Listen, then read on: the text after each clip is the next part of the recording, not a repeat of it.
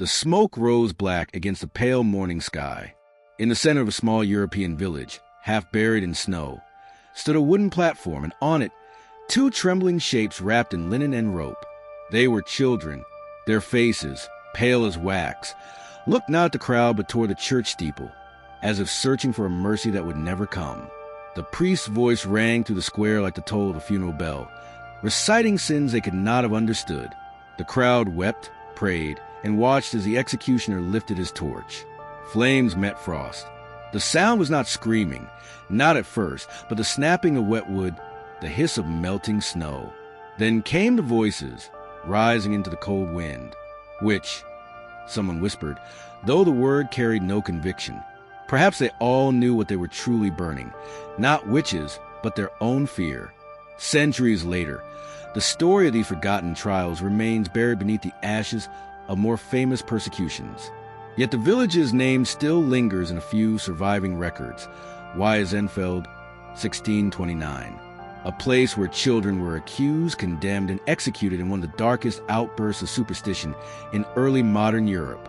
Before we begin, if you find power in remembering what others want forgotten, if you believe history's ghosts deserve their voices back, then like this video, subscribe, and join us as we uncover the real human stories behind the world's most tragic events. Now, let us step into the fire. The year was 1629, and winter had sunk its teeth into the heart of Bavaria. Snow covered the valleys like a shroud, and the forests, black and endless, pressed against the edges of villages where smoke rose thinly from roofs that sagged beneath frost. Wiesenfeld was one of these forgotten places, a patch of earth hemmed in by pines and superstition. The war had already taken its toll. Soldiers had passed through months earlier, leaving behind ashes, sickness, and silence. The fields yielded nothing, and hunger gnawed at both the body and the mind. In such seasons, it was easy to believe that the devil walked among men. By candlelight, the villagers gathered inside the church, a single wooden structure built more from faith than strength. The air was thick with the smell of damp wool, unwashed bodies, and fear. Father Matthias, their parish priest, spoke of purification, of evil hidden in their midst. His voice trembled not from passion, but exhaustion. The plague had taken his brother, and the war had taken his son. He had come to see the devil's hand in everything that survived the ruin. When a cow fell sick, when a child did not wake, when frost came early, someone, he said, must have invited the darkness in. Outside, the snow whispered against the window panes. In the nearby cottages, women prayed over dying infants, and men sharpened axes, not knowing if they would be used for wood or for sin. Rumors traveled faster than reason. Someone's milk had curdled overnight. A young boy had been heard speaking to shadows. The widow Gertrude's daughter, barely 10, had woken screaming from a dream in which she said she saw the virgin weep blood. Within days, that dream became a warning, and the warning became accusation.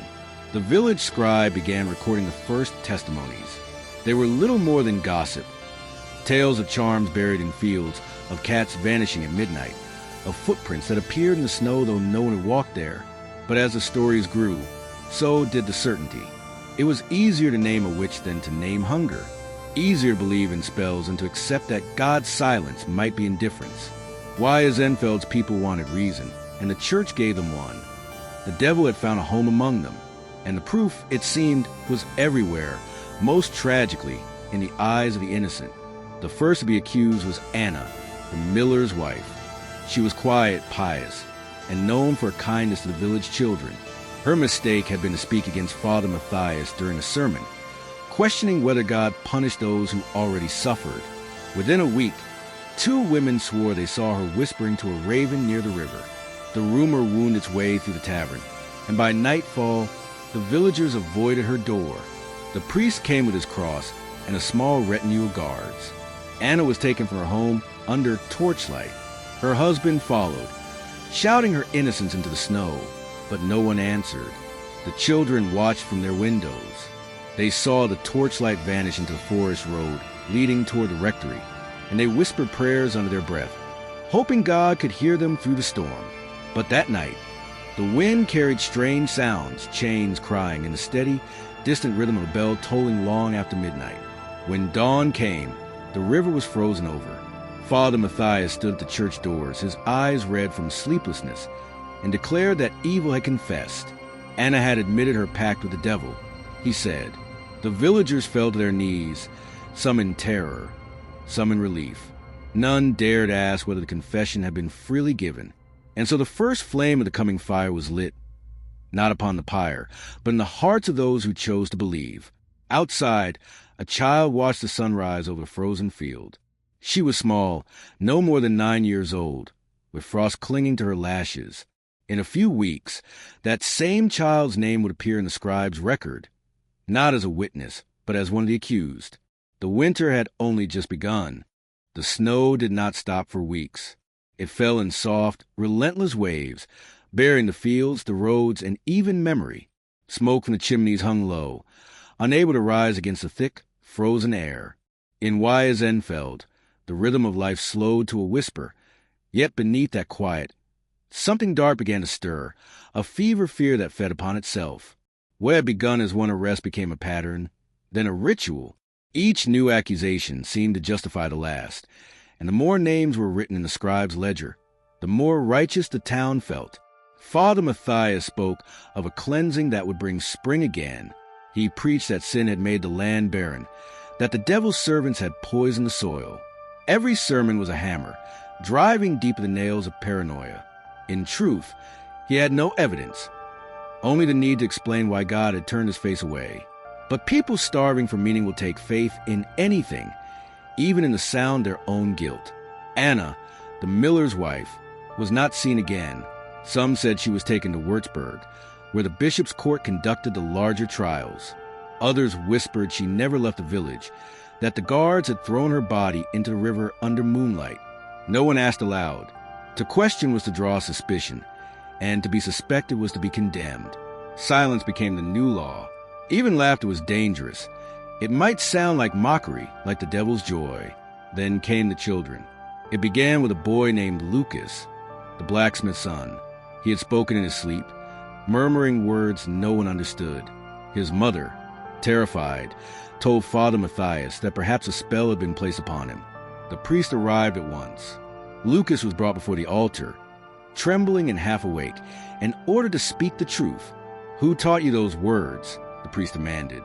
The boy, frightened, could only cry, but tears were taken as proof of guilt. By nightfall, Lucas had named another child, a girl from the widow's house, saying she had touched him in the fields and whispered of strange lights. Whether the words were his or planted by those around him no longer mattered. The names were written, the confession secured. In the cramped cell below the rectory, Lucas shivered in the dark. The candle beside him sputtered out, leaving only the sound of dripping water and the echo of his own sobs. Above, Father Matthias prayed for guidance. Yet in the hollow of his chest, where faith once lived, there was only an ache, a quiet, terrible doubt he dared not name.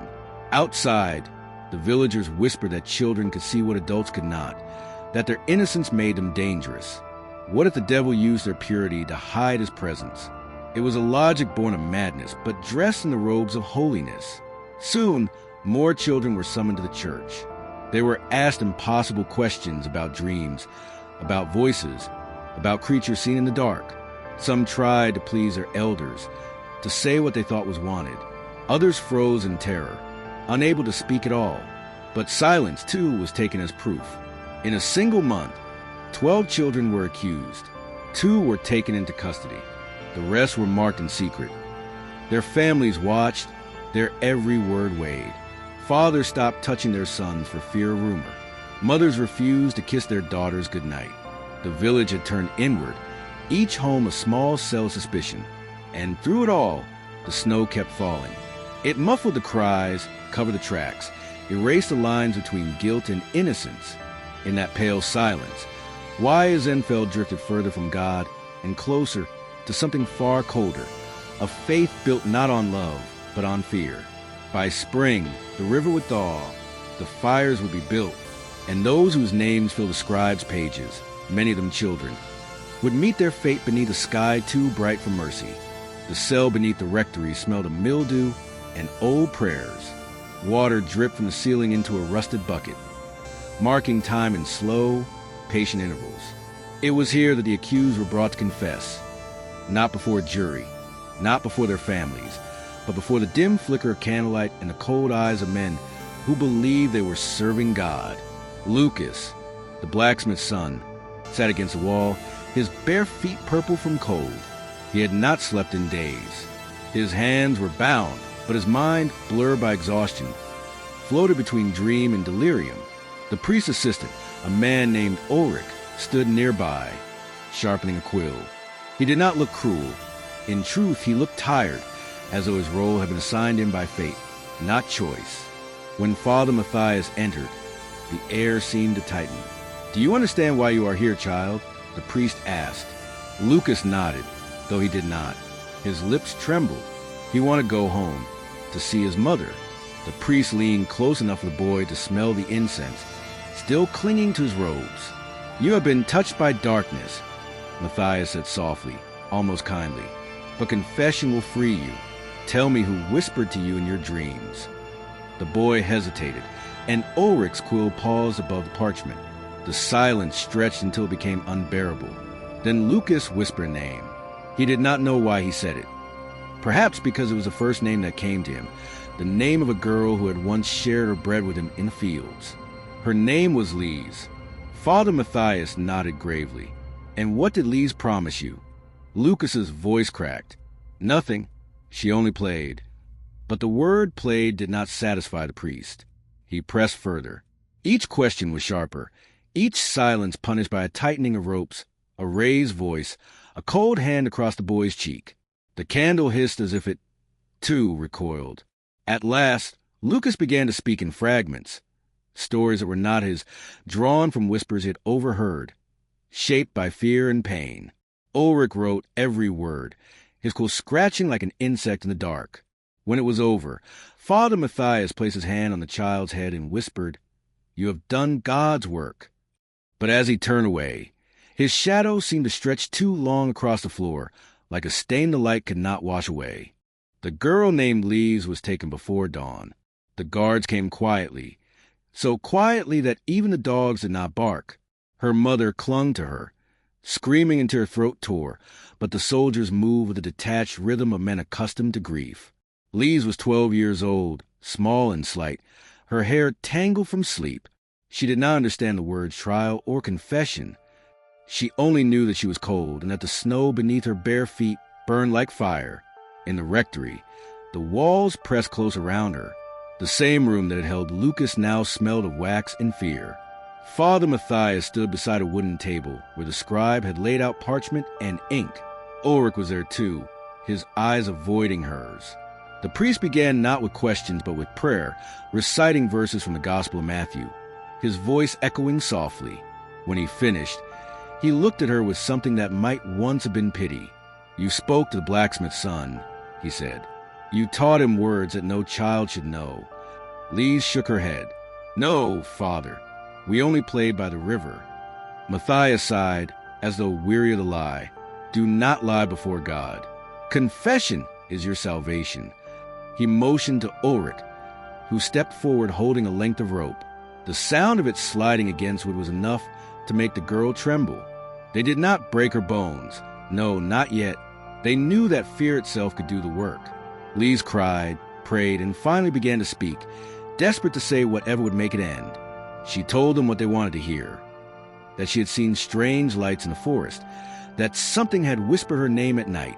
When she hesitated, the priest filled the silence with his own interpretation. "You saw the devil, child. Say it." "I saw the devil," she whispered. Ulrich wrote the words without lifting his eyes. Outside, snow drifted against the windows like falling ash. Somewhere beyond the walls, a bell rang for morning mass, the sound pure and innocent. It might have been the last moment of peace in that cursed village, but no one heard it. Inside, Father Matthias made the sign of the cross over the trembling girl and said, "The truth is always painful, but now your soul is clean." Yet as he turned away, Lise began to sob, not with guilt, but with the hollow grief of someone who has learned that truth can be punished more cruelly than sin. That day, the scribe recorded 2 full confessions, one from a boy who lied to survive, and one from a girl who believed her suffering was proof of faith. The words were sent to the bishop's court. By nightfall, new arrests were ordered, and thus the wheel began to turn faster, grinding flesh and innocence alike beneath its weight. Spring came late to Wiesenfeld. The snow receded, revealing the black earth beneath, cold, damp, and littered with bones of last year's harvest. The river thawed, carrying with it the remnants of winter and the stench of decay. But in the village square, men were building again. This time, not barns or fences, but pyres. The trials had multiplied beyond anyone's control. Each confession led to another name, and each name birthed another charge. The scribe's parchment ran red with ink. There was no longer time for questioning. The sentences came swiftly, as if the village could burn its fear away. On the morning of the executions, the air hung heavy with smoke from the woodpile. Villagers gathered in silence, their faces pale in the cold light. Some came to watch, others to pray, but all were there to belong, to prove that they stood with God, not with condemned. Lise was among those led to the stake. Her hair had been cut short, her wrists bound in coarse rope. The priest walked beside her, murmuring scripture, though his voice faltered with every step. When they reached the platform, he paused. For a moment, he looked as if he might call it off, as if mercy were still possible. But then the crowd stirred, restless with spectacle, and he stepped back. The executioner moved without emotion. He arranged the wood carefully, stacking it around her small frame as though building a cradle. Lise looked toward the sky, gray, endless, and whispered something no one heard. Perhaps a prayer, perhaps a name. When the torch touched the wood, the fire took like hunger denied too long. A wind rose, carrying the first sparks upward. The priest crossed himself. The people whispered, "Amen." And the flames began to speak for her.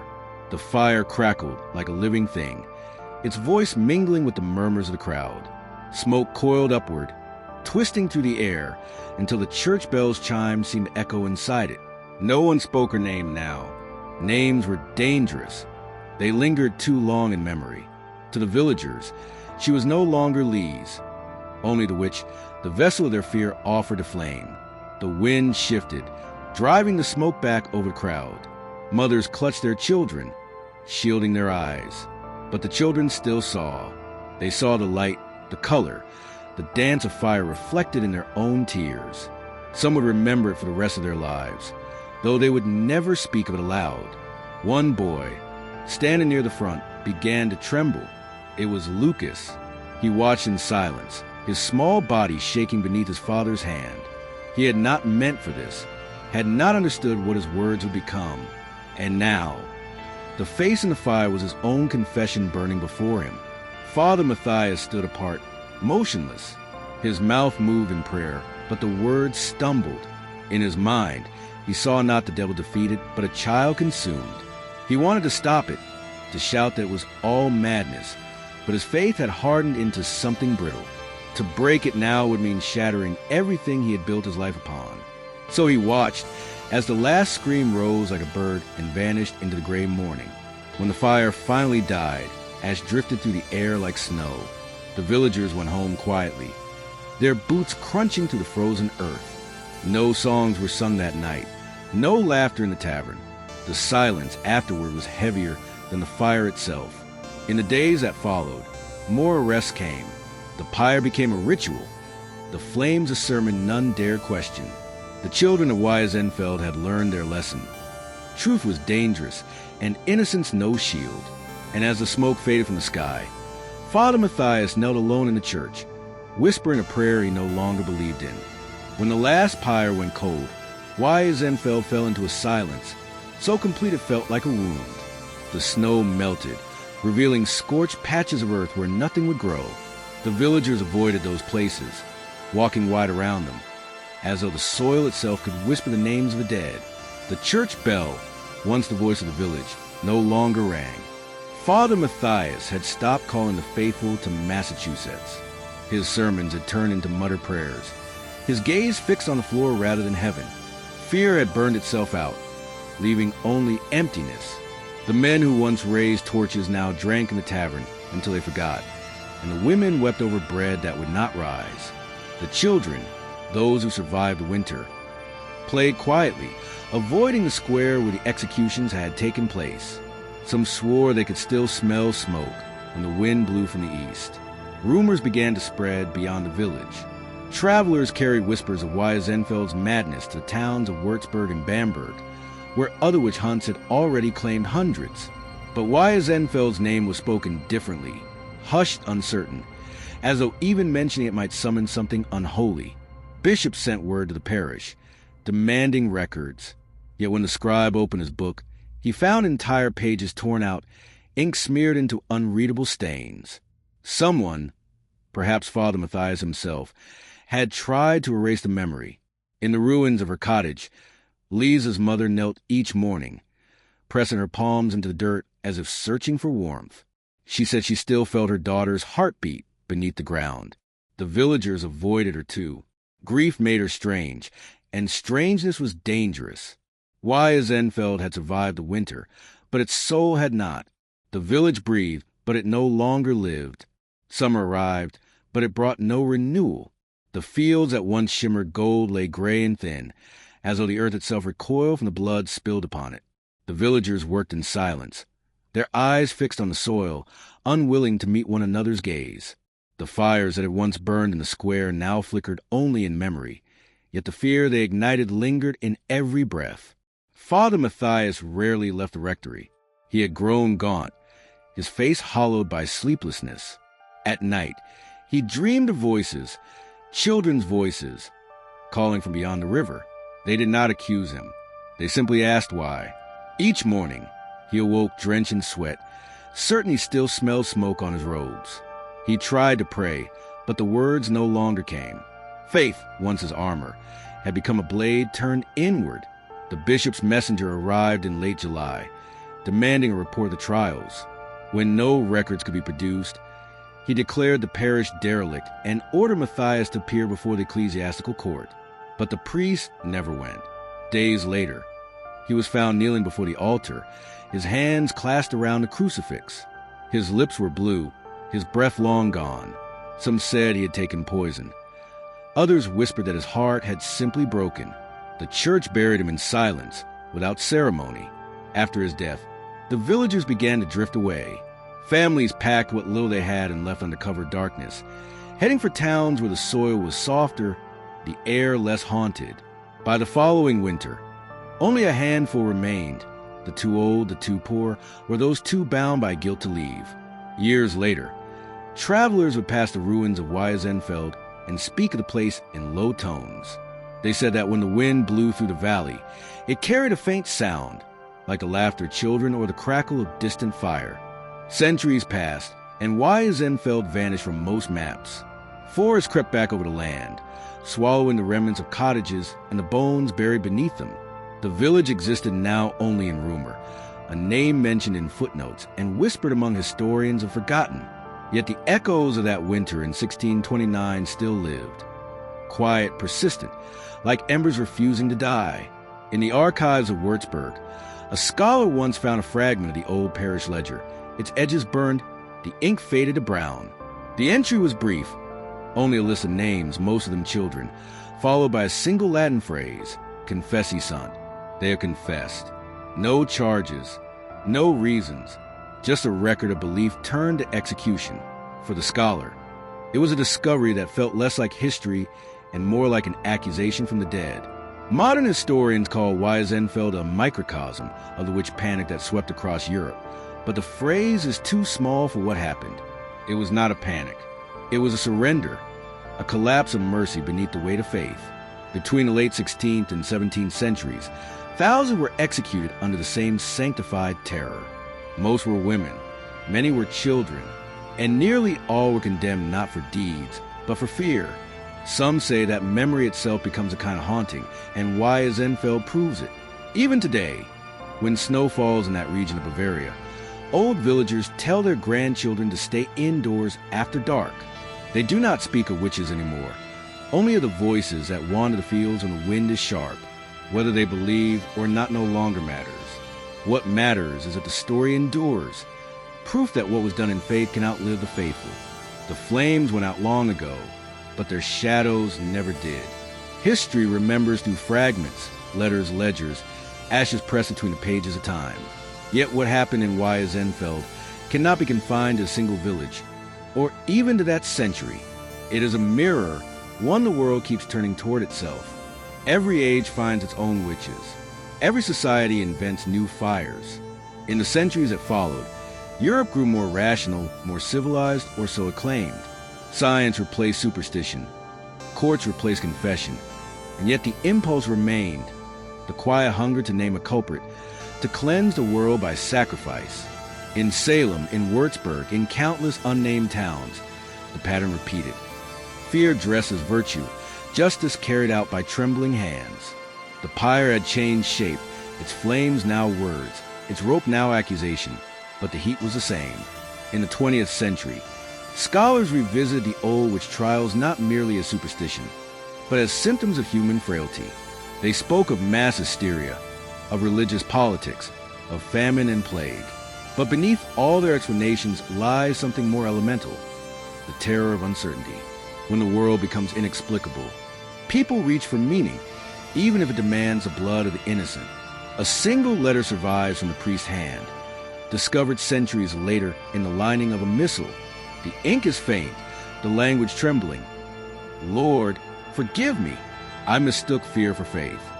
No one knows if it was written by Father Matthias before his death or by another who came after, but its truth transcends names. The tragedy of Wiesenfeld is not only that children were burned, it is that the people who lit the fires believed themselves righteous. That lesson, fragile and brutal, still lingers in the corners of every history we tell. For though time buries its victims, fear never forgets.